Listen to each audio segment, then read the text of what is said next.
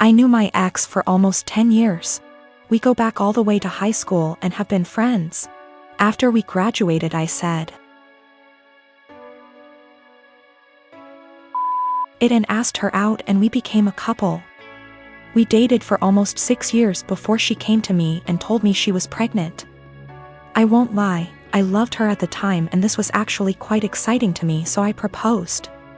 She, however, seemed super worried. I sat down and talked with her about it. I told her that even if she did decide to terminate the pregnancy, I would be by her side and still wanted to marry her. She was super awkward about it, but decided to keep the child and accepted my proposal. These past 7 months have been a roller coaster. She moved in with me and we began getting ready for our daughter's birth, and we were planning on getting married after she is born. That was until a few weeks ago. An old acquaintance from high school reached out to me. I was never good friends with him, but he said that he felt guilty about letting an innocent man suffer for his and my ex's mistakes. This guy claimed that he was the father of my ex's child and that my ex had been lying to me. It turns out that my ex and him got reacquainted about a year ago and started having sex. Around the time my ex got pregnant, they began having unprotected sex. He is not lying about this. He sent me photos of them together and showed me texts between the two of them. I was able to get my ex's phone and confirmed they were real. Along with this, he sent me a string of Facebook messages of my ex admitting to lying to me because I make more money than the real father, and she would rather I care for it. Suffice to say, I was pissed. I confronted her, she cried, I cried, it was a mess. In the end, I broke it off then and there and evicted her from my apartment. She's in the process of moving out now, but I have not said a single word to her. I have pretty much told her that I want her out of my life. I also demanded a DNA test the minute the child is born. If it is mine, I'll help her support it. If not, then I am never seeing her again. I've been cold to her.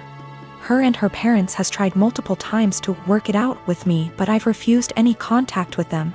At one point she got all of her friends together to try to talk to me, and I kicked them out of the apartment with threats of calling the police. Anytime she's tried to reconcile, I've shut it down. My friends are saying I'm in wrong here.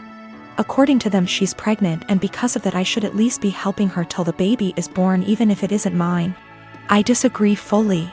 But I could be wrong. So, right now I'm in kinda a shitty situation. I've been treating my ex-fiancé pretty cold and demanding a paternity test for the child she's carrying. All of my friends are saying I'm being a major asshole, but I don't feel that way.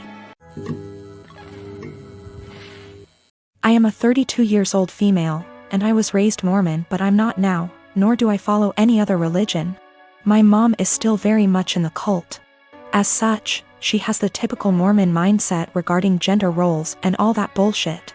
Granted, I still think she'd be this way without her religion, though maybe not as bad. We get along splendidly, except when the topic of her religion comes up, which doesn't often. She's visiting right now. I don't see her in person much, but she came down for my birthday. It's also important to note that I have 2 sons. My 5-year-old has a mohawk. My 3-year-old has shaggy, shoulder-length hair. He's never had a haircut for a multitude of reasons, none of which would even be asked if he were a girl. Not long after she got here, she started going in on his hair. This is not the first time she's given her opinion on it. Why don't I cut it? Don't I want to prevent him from being bullied? Or from people thinking he's a girl? Because he hasn't asked and I want it to be his choice. Because he acts like I'm murdering him when I brush his teeth and hair. Because he also flails around like he's having an exorcism, so imagine that with a pair of scissors. Because if someone sees long hair and assumes girl, that's on them, and a simple, he's a boy, corrects it. But mostly it's because I don't want to. She got pissed and said what she really thought, which was, well, I just don't like long hair on boys. Clearly.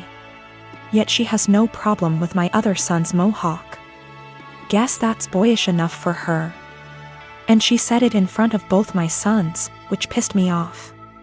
I said the first thing which came to my head, which was, if you have a problem with long hair on boys, I suggest you take it up with your Lord and Savior Jesus Christ. You can start by asking him to get a haircut. Call John the barber. Bruh. If looks could kill, I'd be in outer darkness right now. She steeped in her anger for a while but didn't say anything else. She hasn't changed her opinion, nor will she. But I don't think she wants to get roasted again either, so she won't bring it up anymore. I feel like we're both assholes.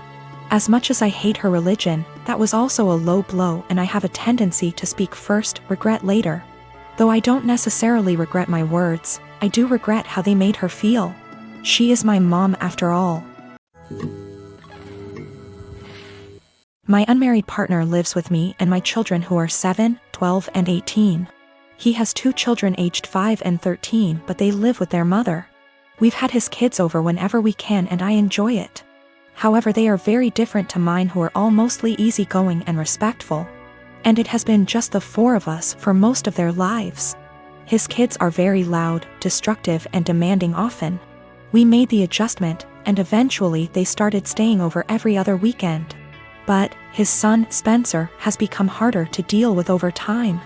He'll blow up if he doesn't get his way, insult my son if he loses a game, goes into the bedrooms and takes things without asking, complains about every meal we make, expects us to buy him whatever he wants no matter cost, and generally acts like a spoiled brat.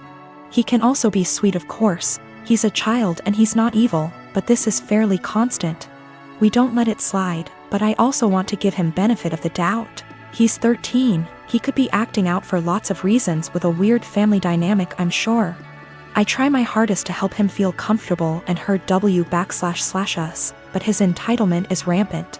It started to stress my kids out, and yesterday was the last straw for me.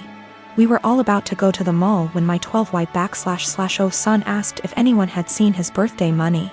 He had $100 saved, disappeared from his desk. Everyone, including Spencer, looked everywhere. Spencer even asked my son if he'd spent it and forgot, or if he'd left it at school, etc. Spencer then went outside to sit in the car alone and wait to leave. My partner went out to talk to him, which eventually led to getting him to empty his pockets. He had stolen the $100 to spend at the mall.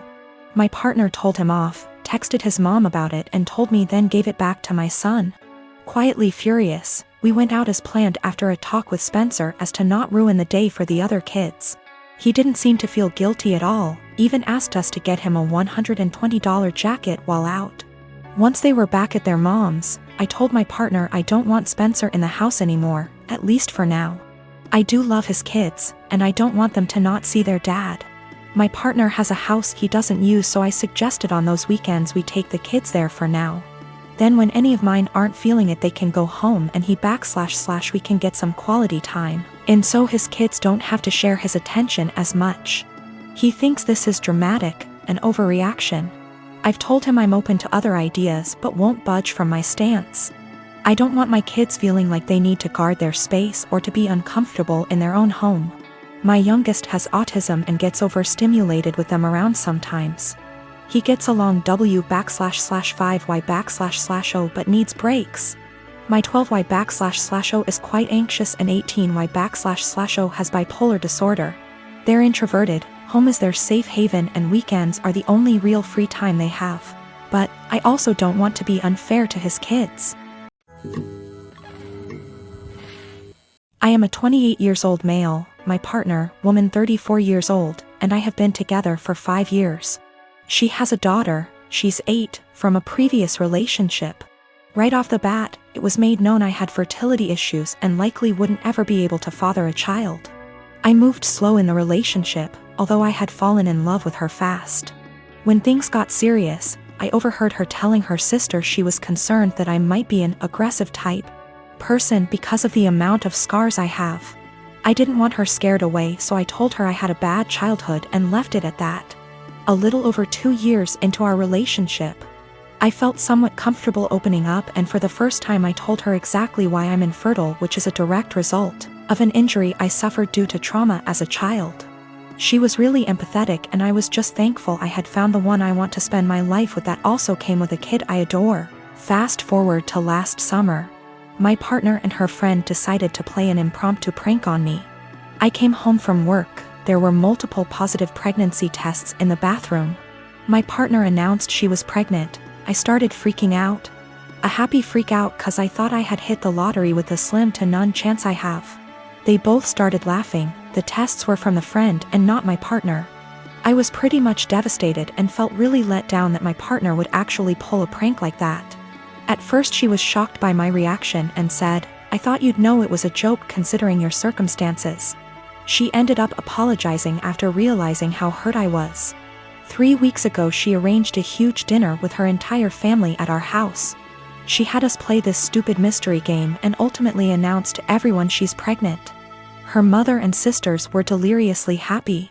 Immediately I got pissed thinking this was yet another prank, so I showed absolutely no emotions which everyone caught on to.